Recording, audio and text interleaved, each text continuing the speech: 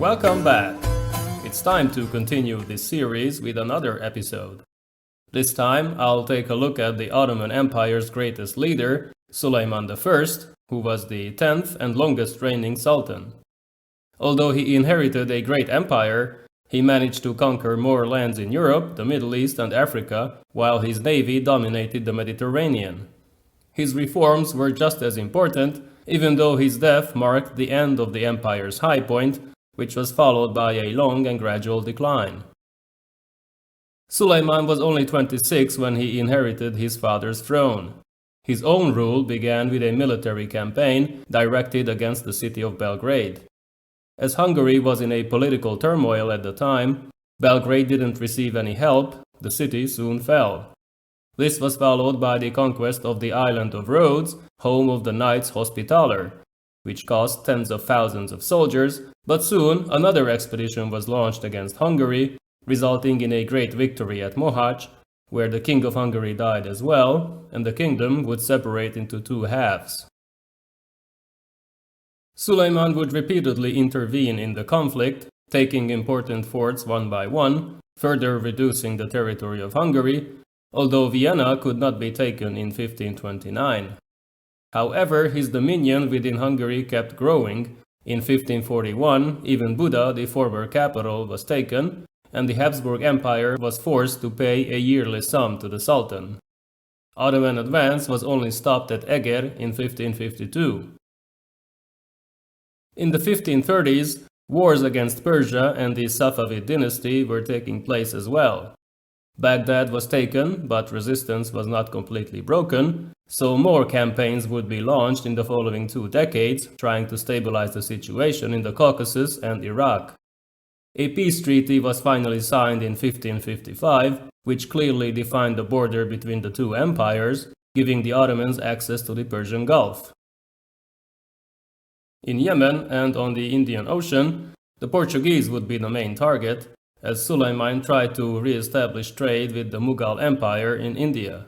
This was partially successful, while the weakened Somali Adal Sultanate had to be absorbed in Africa, which prevented Portuguese monopoly in trade, but also signaled that European presence could not be completely removed.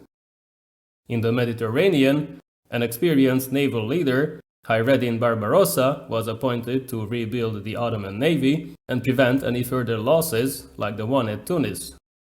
Alliance with France stabilized the situation, but significant gains could not be achieved in subsequent wars against Spain, Austria, Venice, and the Holy Roman Empire. The Habsburgs would continue to be the main opponent in Europe. Suleiman, who to his subjects was known as the lawgiver, did not only focus on military matters. Although he could not touch religious law, the Sharia, he had authority over the other type of legislation, which included criminal law, taxes, and land tenure. After combining all previous judgments and throwing out dubious or duplicate statements, he issued a single legal code that lasted more than 3 centuries. He protected religious minorities like Jews or Protestants, although this was mainly done to preserve his own power, in true divide-and-conquer fashion. Culture thrived in Suleiman's empire. Persian influence weakened, and an interesting blend of Arabic, Turkish, and European cultures created its own artistic legacy. Just like his father, he was an accomplished poet, still writing in Persian, but also in Turkish, while many great talents were also cultivated and supported later on. Constantinople was to become the center of Islamic civilization, but architectural projects also led to significant building in cities like Jerusalem, Damascus, and Edirne. Interestingly, in his personal life, Suleiman would break tradition from time to time. He made the decision to marry his favorite concubine, the daughter of an Orthodox priest, who had been taken from Ruthenia and sold as a slave. She would convert to Islam, rise through the ranks of the Sultan's harem, to become his absolute favorite. Roxelana, as she was known in the West, was most likely able to significantly influence Sulayman's decisions, especially as she was allowed to stay at the court throughout her life, which was also against tradition. Another close associate was Ibrahim Pasha, also originally Christian, also a former slave, who converted to Islam. He would eventually become Grand Vizier, Commander-in-Chief of all the armies, and military governor of the European territories. Due to palace intrigue, conflicts with other officials and Roxelana, he fell from grace and was eventually killed by Sulayman's agents. In the 1550s, the Sultan had 4 surviving sons from 2 different women, which posed a significant problem as the empire didn't have an official policy regarding succession. Roxelana, or Hürrem Sultan, naturally supported her own son, who was not the eldest. Intrigue against Mustafa, the eldest son, began. He was soon put to death by Sulayman's eunuchs. His half-brother died a few months later, apparently killed by the grief, while the 2 surviving siblings started a civil war, which resulted in Selim's victory, who could rely on his father's help. The opponent, Bayezid, was later killed, along with all his sons, so Selim's succession was now secure.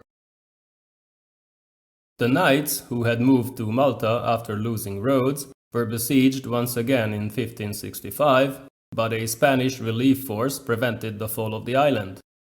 Sulayman, who was now over 70, did not rest. The next year he was campaigning in Hungary once again, where he died at Szigetvár just days before the fortress would fall.